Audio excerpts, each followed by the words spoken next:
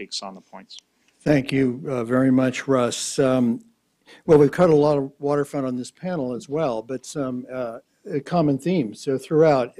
Can we turn now to the audience? And I'd like to call on a couple of our CEOs for initial reactions to what they heard and what they think are the important issues to move into the next phase with. And David, can I ask you to make some comments?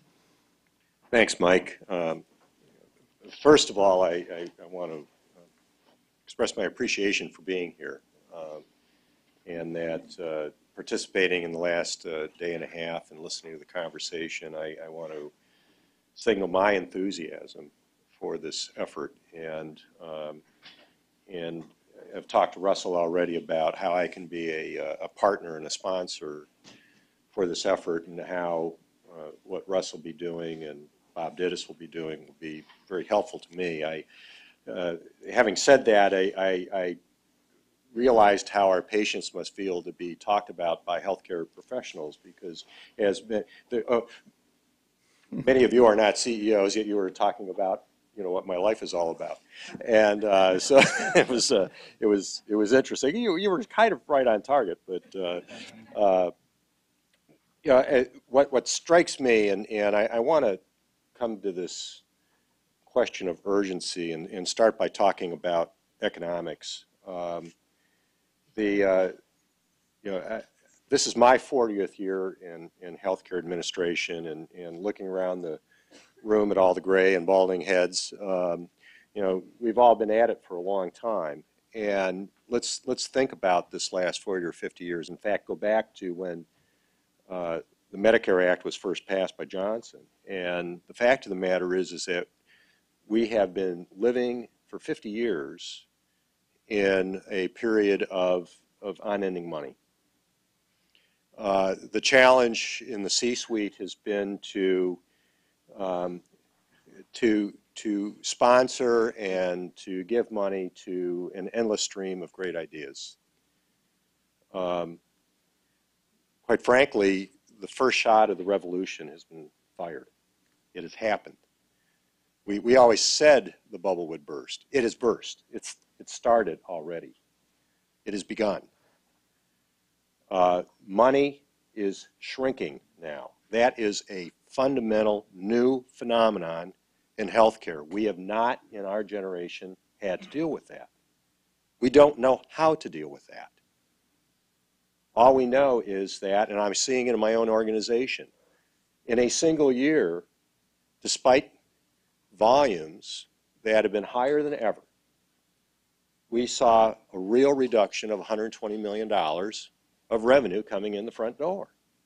It was real. I had to make cuts immediately. Otherwise, that board that we talk about here is going to get very upset. And it isn't even the board. It's the bondholders.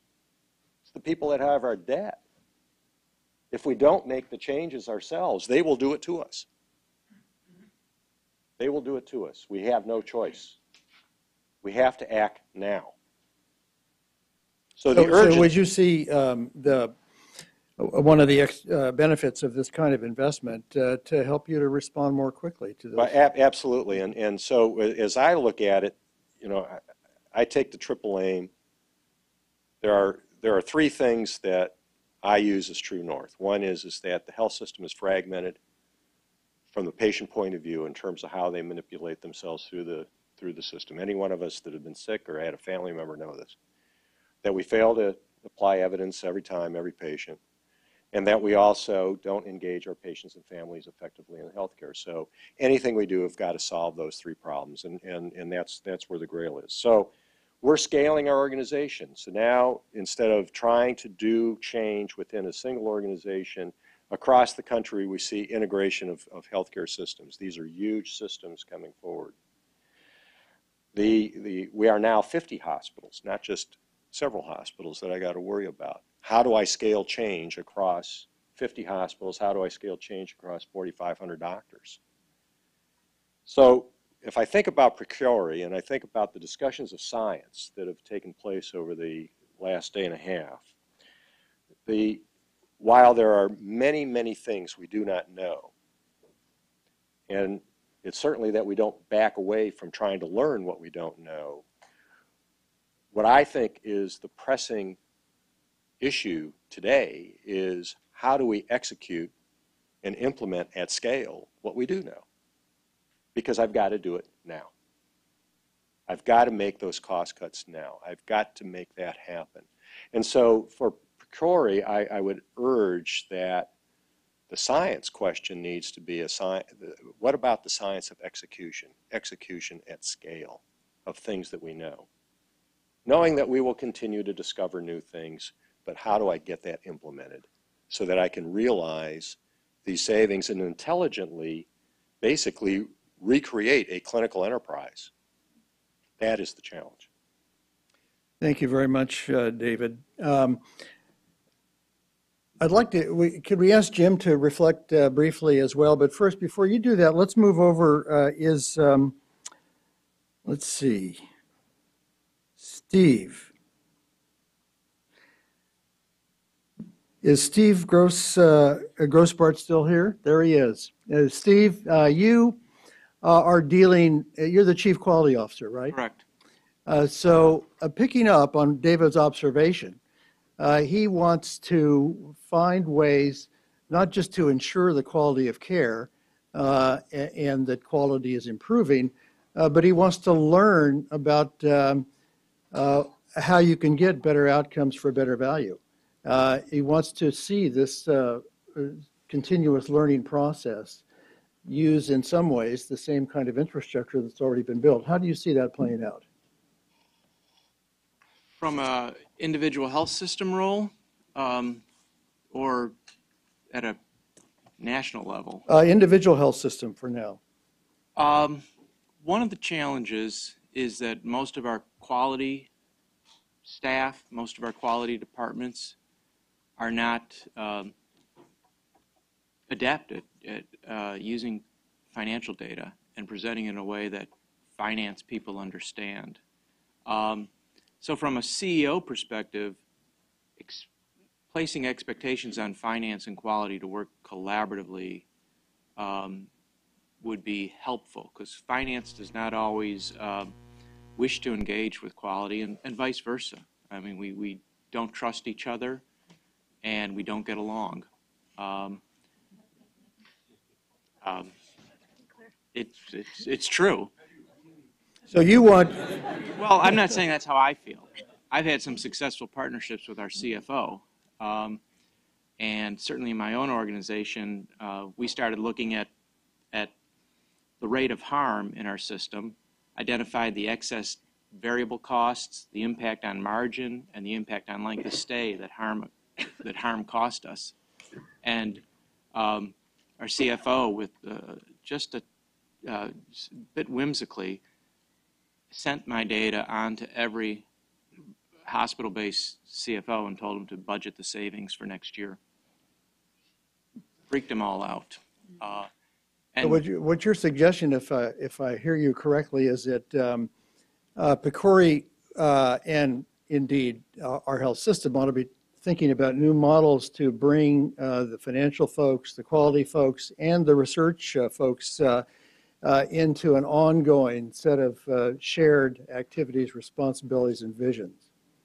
I think, yes. So, I mean, the CFO should be a quality champion. Mm-hmm. In no other industry do you have that. Well, no other industry is the tension that extreme, and does finance not understand the relationship between quality and savings? Mm-hmm. Jim, can we ask you just to mention a couple of things that might be on your mind about what you've heard, what resonates? Just a few things. I'll go back to the orange juice glass. I think we have the wrong glass for healthcare. It's not half full, half empty. It's the wrong glass. We need to reinvent the system. Since the Flexner report, we've just built a system that's not sustainable. I think the idea that we actually know more about what's in a cereal box than we do when we go to the doctor's office is really impressive to me. That we've been on healthcare airlines. I don't know if any of you have flown it. It has no altimeter, it has no gas gauge. We just keep flying it, and it's crashing. And PCORI needs to be careful that it's not too precious. a lot of what we've done, everybody's kind of protecting their own things to try to get some sort of recognition or whatever, and we have to be careful that we get away from trying to be too precious in what we're creating. Speed, the patience, the dollars really matter now. We need help. We don't need more big system things that don't get us there. And I would say HVAC, which I didn't talk a lot about, we have 70 million people in our network now. That's almost a third of the country, with systems that all want to change. And we need to be not too precious. But as was mentioned about the data issues in Oregon, most people don't know what question to ask. I heard you were getting 300 questions from Ray, and I was on that committee with the IOM for the comparative effectiveness research. Asking the right questions is really hard. Getting the right data elements to actually answer those questions and being able to use large data systems to actually interpret something so that the public can use it is really hard. And not everybody can do that. And so we have to help each other in this time. The dollars are going away. Health systems like yours at Vanderbilt and ours are challenged. We have too many employees, we're over-workforced, over-doctored, overutilizing, and it's just not sustainable. So I learned a lot. I just hope that we'll take the opportunity to actually work together to do it. Thank you, Jim. You've invited implicitly all of us to think collectively about how we can improve the sharing among networks, not just PCORI networks, not just PCORInet, but the whole network arena. This is a little bit unfair on my part, but I'm going to ask Holly if you could noodle on from the perspective of the PPRNs, what you've heard that you'd like to underscore. There's a microphone right next to you.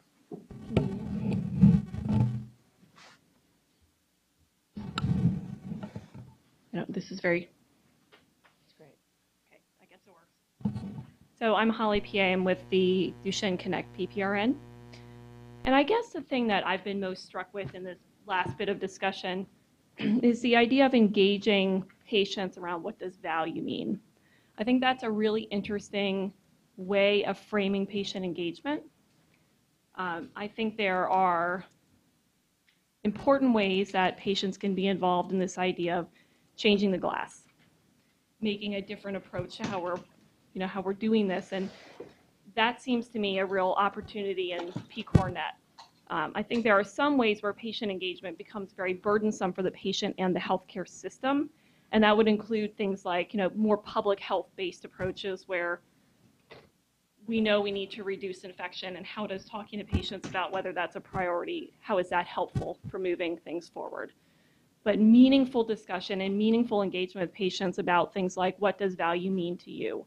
How can we connect people back with their communities because we know that improves healthcare? I mean, I think there are real ways that the whole philosophy of how we're approaching this changing of the glass could be extremely useful for pushing PCORInet and then pushing these learning health systems forward. Thank you very much. Folks? Yes. Yeah, this is Russell Rothmon at Vanderbilt.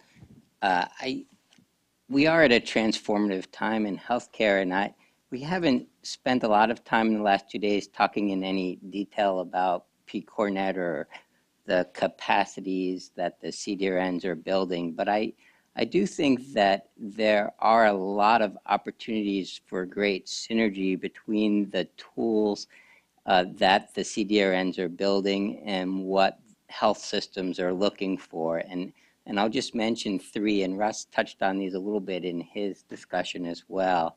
We are doing a lot of work about how to extract clinical data from our health systems in a way that provides rapid, high-quality data. And that data obviously can be used for research purposes, but I think there's real opportunity to use that data as a health system, both for reporting and accountability issues, but also for looking at variation in care, for looking at inefficiencies, and looking at opportunities for improvement. And the second thing that a lot of us are doing with our CDNs is greatly expanding our capacity to collect novel data, and in particular, patient-reported data, patient-reported outcomes. And that is very important data. I think we've heard a lot in the last 2 days about the importance of bringing in patients and families, and we are really creating tools that I think will be of great value to health systems as we expand the capacity to get additional information from patients. And then the third thing, which we talked about a lot yesterday, is the idea of having clinical decision support, real-time clinical decision support for providers to provide more evidence-based and efficient care. And I think there's opportunities there both for improving how we deliver care, but also from a research perspective, and this touches on David's comment around implementation science, about exactly how do we get the evidence that we do know out into our delivery of care to improve the efficiency and quality. Thank you, Russ. Yes, Bob? Yes, I wanted to pick up on that last comment that Russell was talking about. And so what I heard a lot yesterday, we were talking about research versus implementation. And I think we have, as though research was being used in the construct of what are the new tests and the new medications and surgical approaches, what I call the content of care, what we do. But we have to keep in mind that there's a whole body of research about how we do it that we haven't done yet. So the notion that we can just implement, and we need the workforce to implement, assumes that we know how to implement, and we have all the measures and the methods and the approaches to implement, which we don't. So the science of implementation science is at its infancy, much like clinical epidemiology was in the early 80s. And what we know now, in terms of collecting data, we build on the shoulders of the people who built all that science. So as we go forward and the research that PCORI-Net could develop, keep in mind the research of implementation needs to advance. So I've heard Brent James say many times that he was able to affect change in an ICU at one of his hospitals, but he couldn't take that same approach down the hallway to the other CCU because of the context and the culture of that unit was entirely different. Well, how do we measure that? What's the domains of context and culture? That's just one example of a set of constructs we don't know yet because we haven't measured it. So I fear that if we, although we need to take what we know and we implement it, but if you think about a graph, we'll be asymptotic to a threshold that's too low. We won't be able to achieve that which could be achieved because the key factors that will keep us from limiting that we don't know yet because we haven't figured out the variables that need to go into implementation science to execute. Those are data that we'll need to figure out how to gather. They'll need to be put into these systems so that we can predict the outcomes. The outcomes may end up having more to do with how we implemented than what we actually did. We won't know that if we don't have those variables. So I would like the CEOs and the systems not to think, I'm not interested in research, we just need to implement what we know, but we need to advance the science of how to implement what we know. Thank you very much, Bob. Jonathan, do you have anything to reflect on what's resonated from your perspective? So much rich content and too late to go into any detail except to say that it's the interfaces that I think really matter, the interface between research and implementation, the interface between the CEO and the CFO and the CQO. So I think I completely agree with everything Robert just said about ramping up the science of dissemination and implementation research, and PCORI-Net certainly provides that opportunity in a rigorous way to collect that information and look at it in terms of delivery and process measures as well as outcomes. But I think we need to be thinking very critically and carefully about those interfaces because I think those are exactly the place in the handoff from research to quality improvement and to care delivery where we're going to both learn the most and have the greatest number of challenges. Thank you, Jonathan. Rita, you had a point, and let's go back and see if the panel members have something they'd like to add, and then we'll wrap it up. Thanks, Mike. Rita Redbird. I love the idea of PCORI-Net as a way to facilitate practical clinical trials, and I found that really exciting. And certainly the Reduce Mercer trial was a great inspiration because while I do think randomized clinical trials are sort of our gold standard, it's clear that there's a lot of things we're just never going to be able to do randomized clinical trials, and we're already doing a lot of things that we don't have good evidence to inform us. So I think the potential is really exciting. About clinical decision supports, I think they can be useful, but I have to say, you know, as Karen kind of alluded to yesterday, sometimes things in their execution are not as fun as they seem in the theory, and physicians get a lot of fatigue alerts. And I personally, you know, I'm a great believer in evidence. I don't read any of the alerts that come on the I am so frustrated how long it takes me to get through the electronic health record that when I see another pop up, I'm like, go away. And we've gotten papers, you know, lots of papers documenting that I'm not the only one that feels that way. And so I think, and my other concern about when we embed things, like we have now appropriate use criteria, and we, you know what's appropriate and what's inappropriate. And I've seen a few papers now in the last year where people have embedded appropriate use criteria into the electronic health record. And what's happened is that magically, now, almost all procedures are appropriate, but the actual volume of procedures is unchanged. So I'm just not sure that that in itself is going to really address the issues of overuse and underuse the way we would like. Although I think, and the last thing I wanted to say in combining research with practical, that I would encourage, I think it was Dr. Stephen Grossbart, I don't know if he's still there, to write up. To write up the harms, because I don't think we focus enough on how much harms cost, and that really does make the business case for it, and submit it for publication, because I think it would be very instructive and people would learn from it, and people started thinking about how much money was wasted on harmful things and also document, you know, its negative impact on patient care. Thank you, Rita. Actually, let me ask one other person to comment before we go to the panel. Bray? Final reflections from your perspective that you'd like to have as take-homes? First, I just want to say I really appreciate the opportunity to even have been here and been included, because I think the world that I live in is very different than this world. And it was really interesting, particularly all the processes and the thought and the economic models. I think as patients, we're not, we're not naive. We understand that there are economic incentives, but it was very eye-opening for me. And I just think we have to keep working together. We know dollars are going away, and I still, as a patient, I see so much waste. And I think we all have very good intentions, and it's really going to be the question of the rubber hitting the road when we walk outside this room. Are we going to walk the talk, and what are we going to do culturally that really is going to make a permanent change? So I encourage all of us to remember what we've heard in this room, and I thank you all for the opportunity as a patient to have been included. Thank you. We're all in. Final comments from any of the panelists? So I guess the question is, in this next meeting that's going to happen in June, what that agenda is actually going to be. And one suggestion is that it actually try to get a co-design of the research agenda that involves the CEOs rather than trying to sell them something. Because I think that, we heard, I think we channeled CEOs pretty well, it turned out. That was good. But they have a lot to say, and the way the world looks from their point of view, I think really will get to the kinds of things that have been articulated. And the only way to get their buy-in is like motivational interviewing, is what are their goals and how do we do that? And so I think there is a bigger sense of urgency in the CEO community than there may be in the research community, and to harvest that urgency is really the opportunity of that June meeting.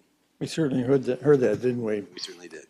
On that count, the agenda for the next meeting, it's open for suggestions from all of you. So please, we have the members of the planning committee here, the chair of the planning committee, and so please consider that an open invitation. Other comments anyone would like to make? Well, if not, thank you very much for the great job in tuning things up.